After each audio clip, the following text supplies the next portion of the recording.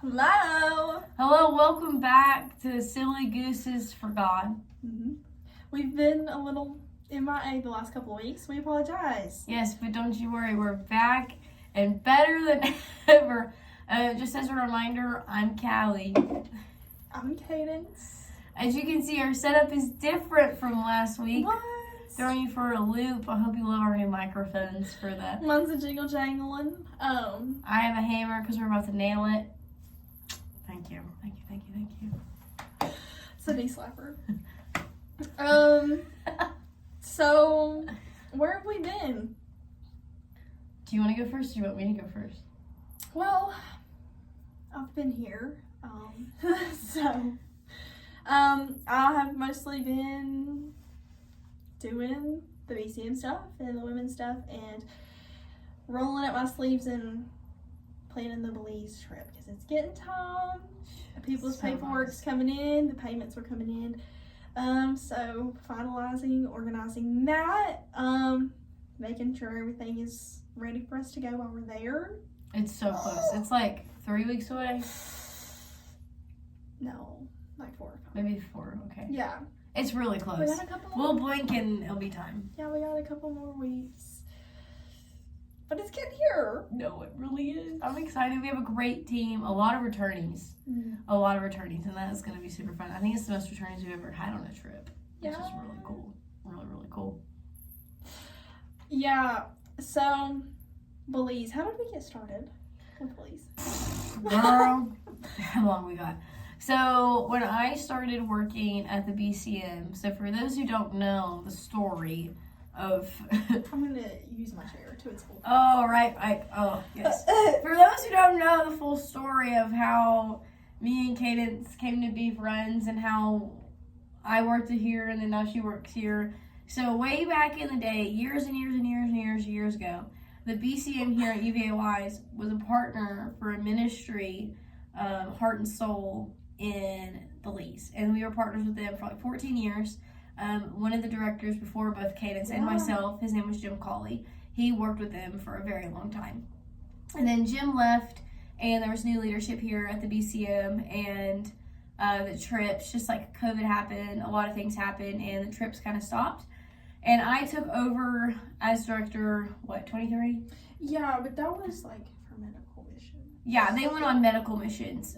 They would partner with the nursing program here at WISE and went on medical missions. And then I took over in like the fall of 22, spring of 23.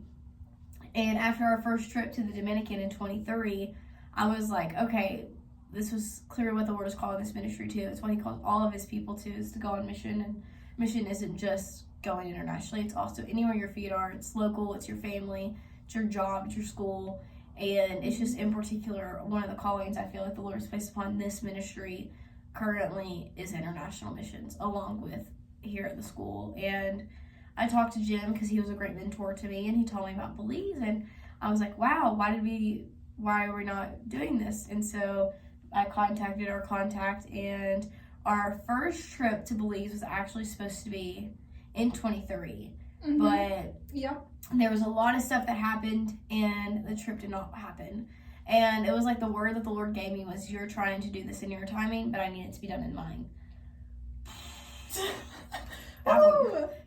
That hurt. No, because I remember like you allocating and like doing the trip meetings, and we were like full shebang into this process. Like I remember it was about time for you to go, and like we're on our way to Dairy Queen and you're talking about it, and then it was just like, that was when you came back like over the break, because we was about to go to the Dominican, and I was like, okay, but like this trip didn't happen. And I remember like you was talking about it, and even the Belize contact was at that mission interest meeting, right? Yeah. When I met her, and it didn't happen. Yeah, we were full like 1,000 times going, and then there's just a couple of things happened, just like safety wise and just like trip planning wise, and the Lord just like kind of spoke over like really our entire group, and it wasn't time. It was not time for us to go. It wasn't the right timing, and I obviously the Lord was right. He's right in everything, and his timing is perfect, and he was so right, because last year was our first time being able to fully say yes and make it to Belize, and it was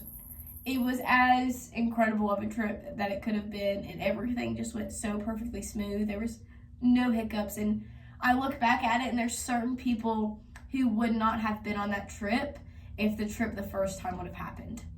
Yep. And there were people on that trip last year who found their calling to missions or what they're supposed to be doing in ministry because of that trip.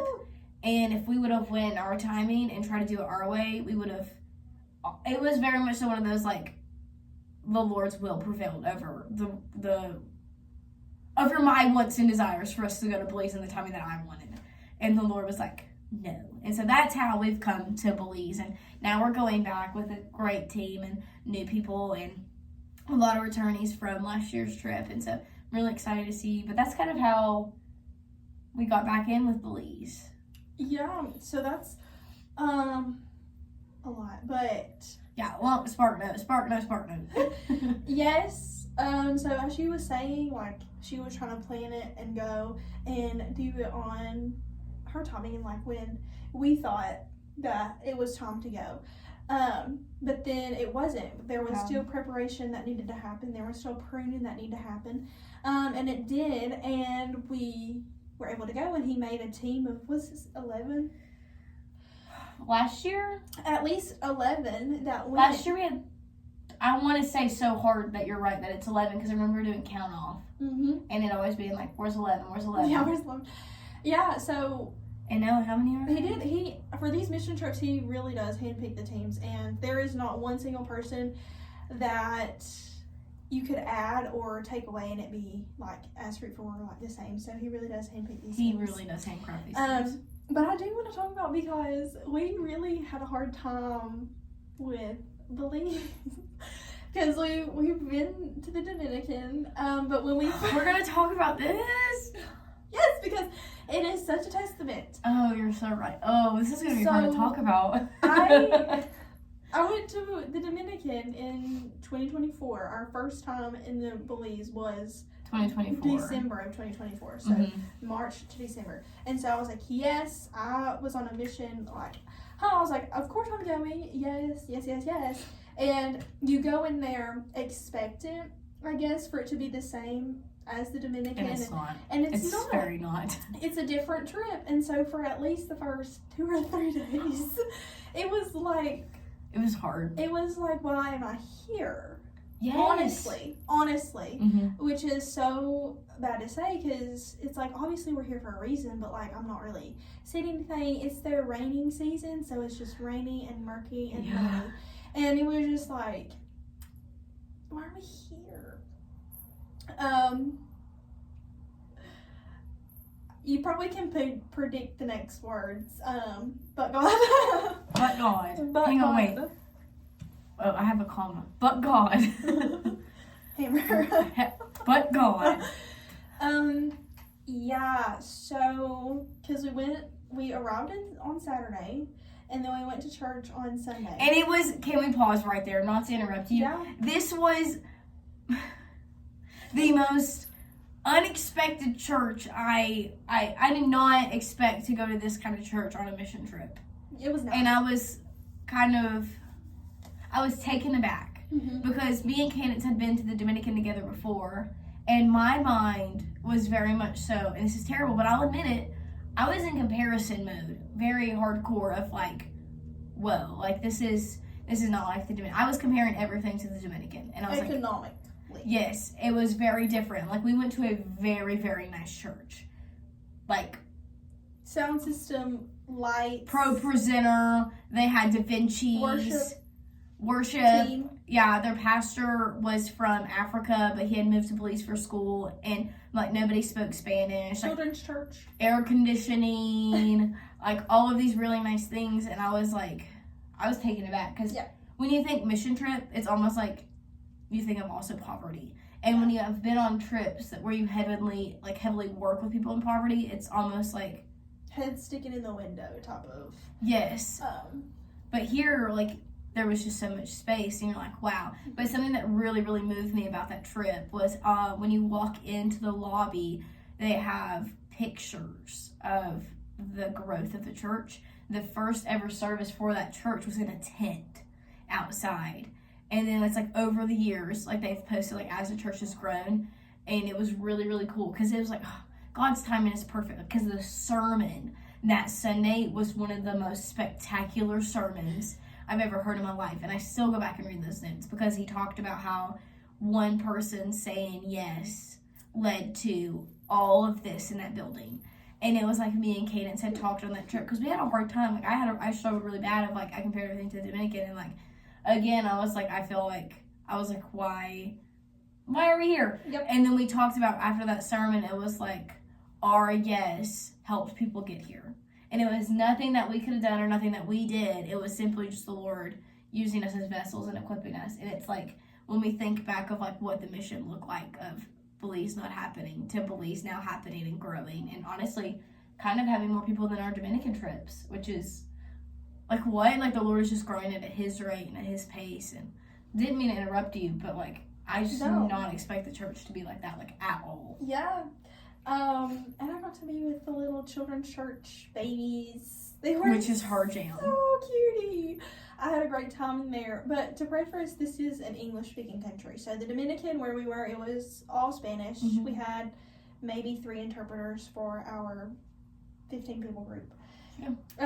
But this was in English, except for some of the older generations, because they are now teaching their kids and students English instead of Spanish.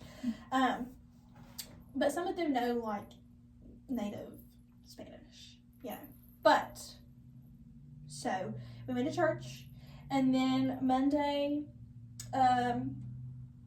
we had the breakfast, and this is when we were starting to work with the kids, and so we walked around the little, because we're in a compound, which means we are in a community. Like there's a community of houses around us. So we just split into teams with a buddy of like 5 because always buddy. You're in a group of 3 and one of them's a boy. That's the rule. That's the policy. That's how it has to be. Unless like you're with Jet and then you're just fine. Like nobody's gonna mess with you as long as Jet's with you. So you're in a group and a masculine man is preferred. I will say sometimes me and Cadence like to break this rule because I like to break this rule. I won't follow this on you. I like to break this rule because I'll pull out I've been all these places, like I'll be okay. I'd rather you guys be protected and whatever happens to me happens. And so it's like if me and Cadence are together, I equivalent us as being like more than just 2 people, because like we know how to read our surroundings when it comes to missions, and like we also know how to protect ourselves on missions. But if you're like a first year or like your first time on missions, good rule of thumb, group of 3, one of them being a boy. Yeah. But if you got our experience, I'm like, we share the brain cell. We got it. Yeah, so I don't know, because I think if it's your first time, you're probably more like aware of your surroundings. There's some that's like treat it like it's America, and there's some that's like overprotective. So some are not like really aware, like, hey, this is different, their culture is different, it's not like ours. And some are like, oh, well, I'm a little hesitant on that. As you should be. But in any mission you go on abroad, like, you're doing it for the Lord. So, first of all, he will protect you if it is his will, right? Like, we're doing this for him, it's for his will. So, I'll pray for protection, but if it is his will, like, no, I'm okay. Yeah, I tell my family, like, he wouldn't send me somewhere. Like, he prepares those he sends, and he's going to prepare and protect those he sends. And that's why, like, it's like something we always tell our teams of, like, if it wasn't supposed to happen, the Lord would prevent it, because we're doing it for him. And when you have pure and holy intentions, I believe the Lord honors that. Like, he honors his kids, and he cares for his kids. But again, in the same breath of, like, if anything were to happen, like, the Lord will use that for his glory every single time. And, like, that's all we ever ask, is just for the Lord's name to be magnified and glorified, no matter what happens. But I will say we have a 100% success. Wait, pause. The Lord has a 100% success rate of 10 fingers and 10 toes when we return. And we're all fed and watered. That's all that matters. Yes. So we walked around the community, and we were handing out stickers. Like scripture stickers that you see around here. We brought them there. And we were handing them out, and it was like, hi, if you have children, or if you, most of them were children, because granted, this is the middle of the day. Most of their parents are at work. So most of them, it was just the kids. So he was giving them stickers, and we were saying, hey, be there at our compound at X o'clock, and we're going to have crafts, we're going to have games, and we just want to spend some time with you and talk about Jesus. And so at that time, they came, and we got to talk to them about the birth of Jesus, and we played with them outside. And this was a fun time. It was a fun time.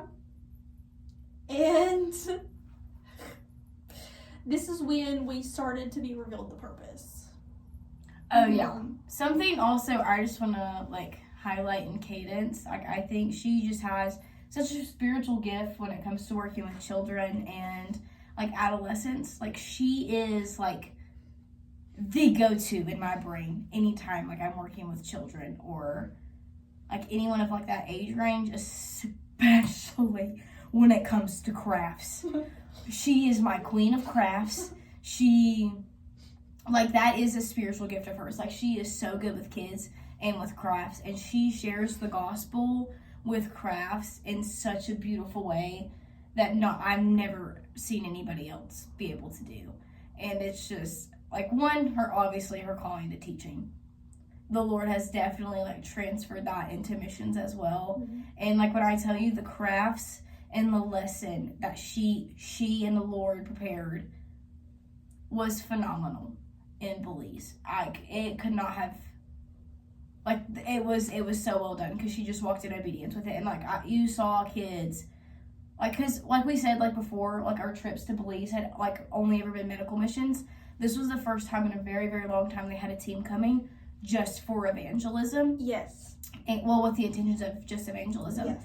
And some of them, like, you could tell this was their first time hearing the gospel. And to see the prep work that she put into the crafts and into the stories, because she was like, I know this is what we're supposed to talk about. I know this is how the Lord wants us to teach it. And for her to do it so well, like, you saw, like, people come to know Jesus through that prep. And I think I want to highlight that because, like, if you ever need somebody for kids or crafts, so I'm, like, not even kidding. If you need somebody to help you with crafts, she's your girl. Because I'm literally, like, always, like, asking her of, like, what do you think about this craft? What do you think about this craft? What do you think? How could we do this craft? And she's just like, she always knows, and she always is like, ooh, what if we did this? And so the crafts in these lessons, gold star.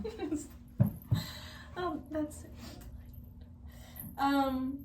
so when the kids were coming in, they come by, like, group, and now they were hesitant because yes, you know, they're not really, I guess, raised to be just, like, freewheeling like we are. We're like, yeah, like, I'm gonna go, it's fine. They're a little bit more hesitant and reserved. They don't know who we are, right? And they don't know our intentions. And so they were coming in and bringing their siblings, because, like I said, they're in a community. They raise each other while their parents are gone. And there was this one girl, she brought a little stocking because it was Christmas time. I have the stocking up there. But she brought this stocking, and it had a necklace with a cross. It had stickers in it, and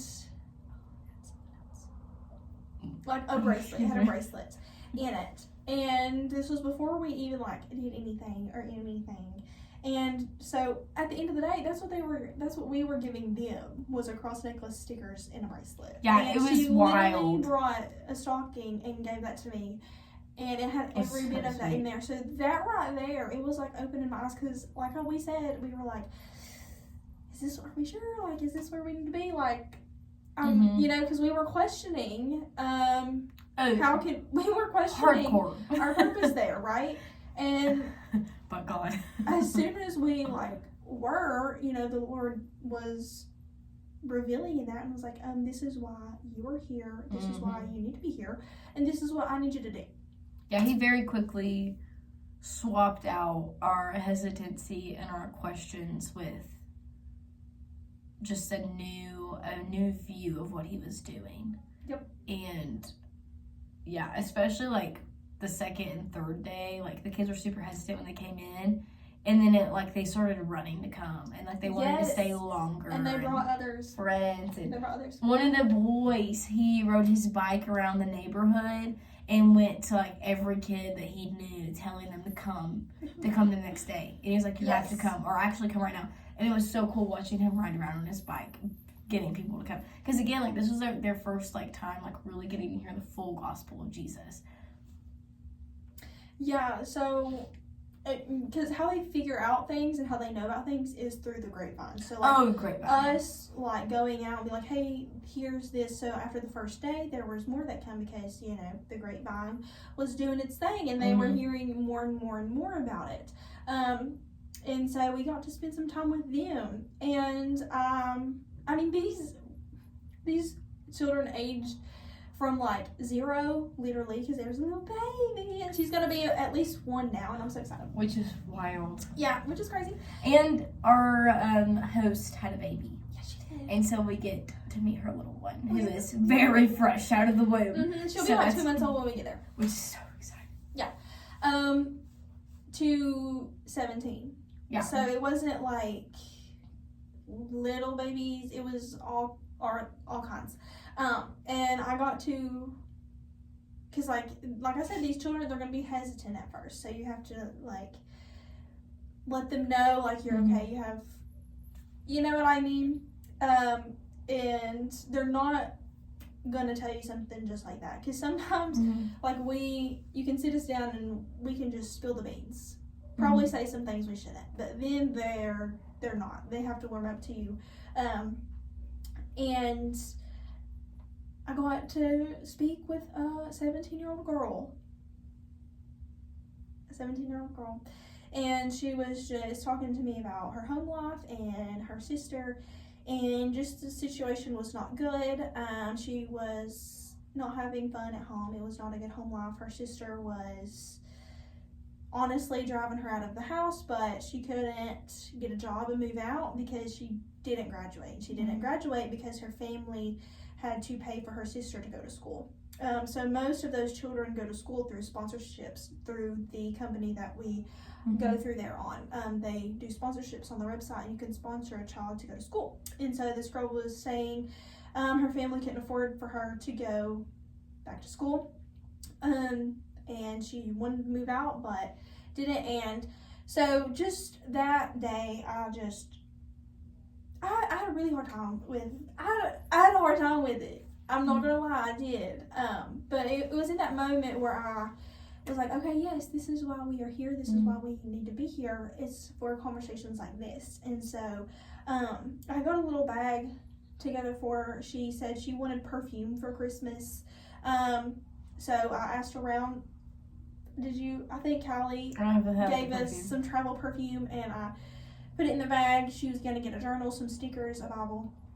And I was like, this is how you fight your battles, Oh, she's forgetting something. She wrote verses. Oh, yes. I asked everybody their favorite verse. But the way that the Lord... It's crazy. I'm not... Keep going. I just need everybody listening or watching this right now, whatever you think is about to happen, you're wrong. Because what we thought was going to happen did not. So everybody put on your seatbelts and buckle up, because let the Holy Spirit floor you real quick.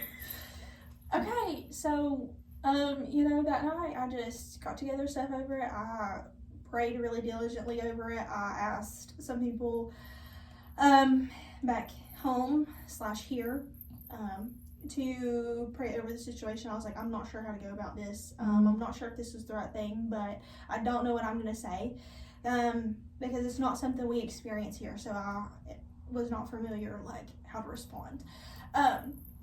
And so the next day, I had her bag, and I'm like, I'm going to give this back to her. And she didn't come. Yeah, she was not there. But her sister was.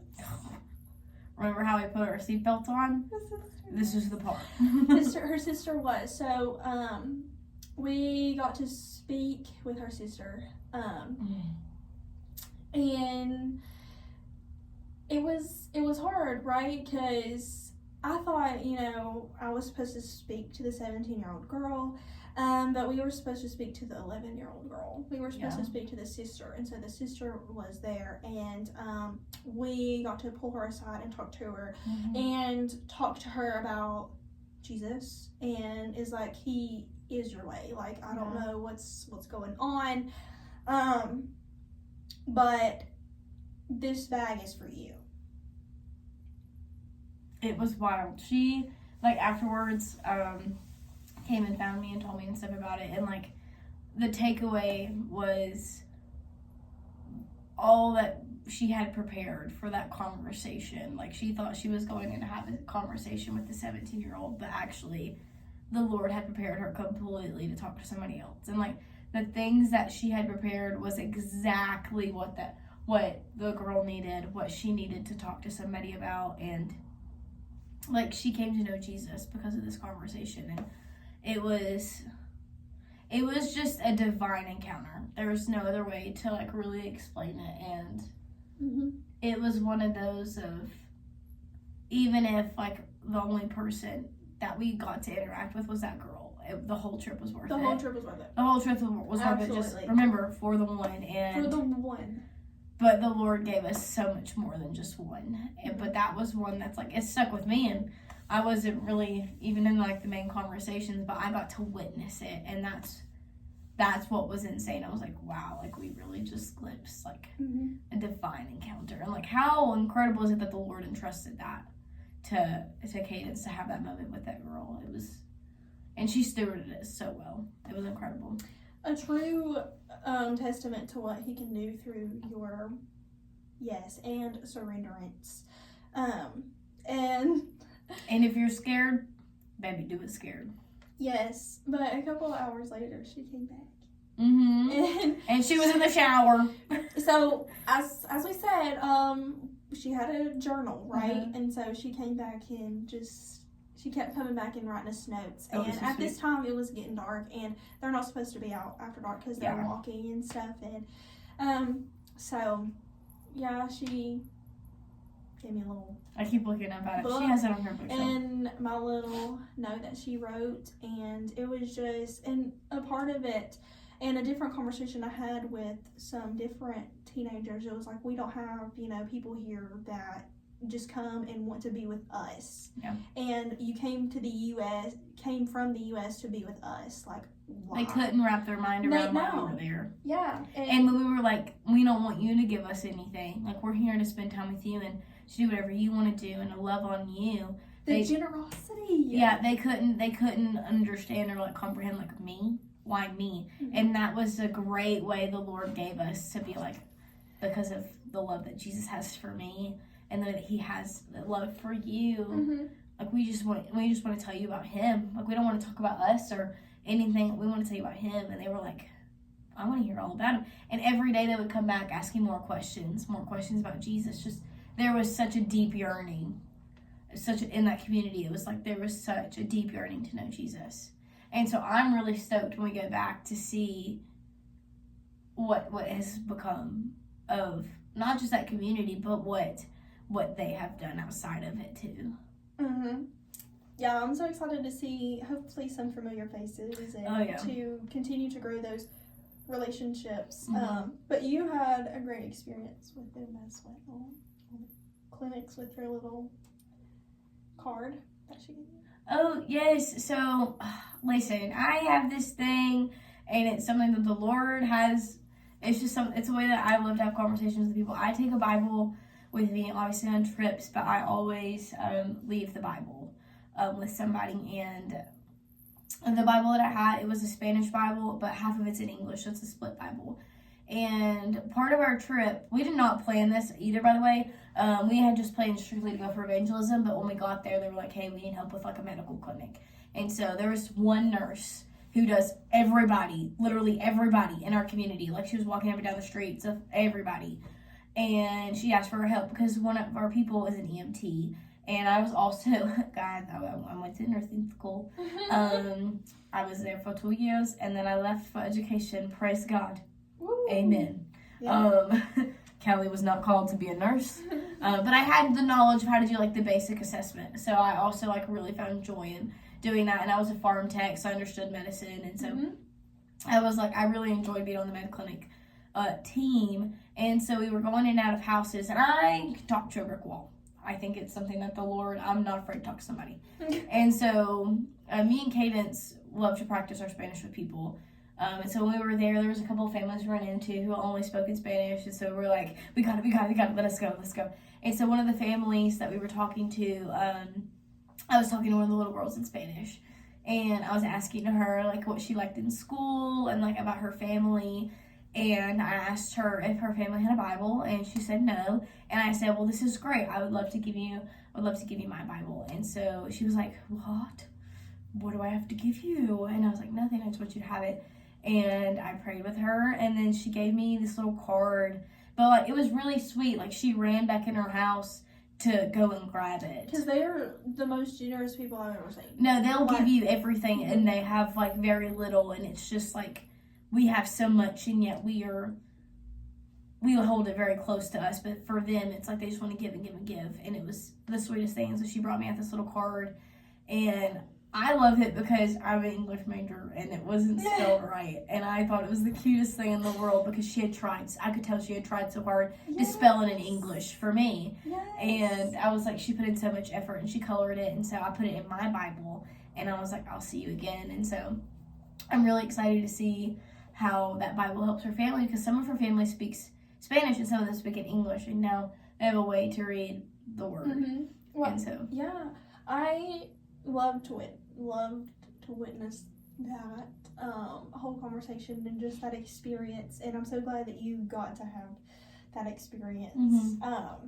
Because up until that point, I feel like I had been on the outskirts of the trip of just watching it. And that's one of my favorite things to do on a trip, like with the role that I had last year before, like, because Cadence was training at that point to take over this role in the ministry.